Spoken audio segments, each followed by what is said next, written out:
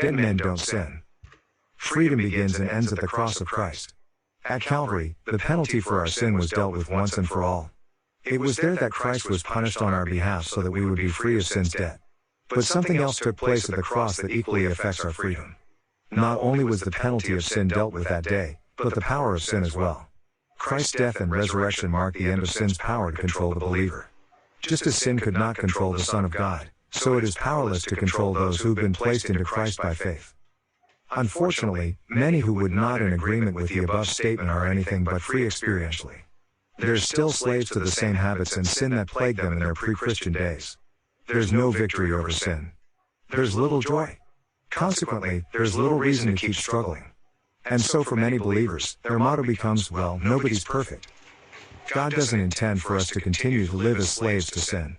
The message of the cross is freedom from sin, both its penalty and its power.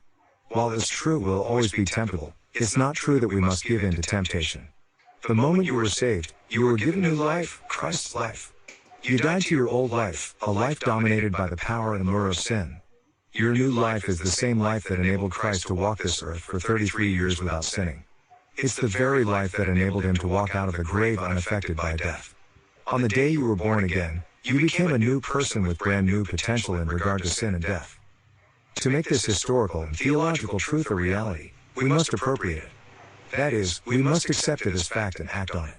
As long as we're convinced to the contrary, we'll continue to live as slaves.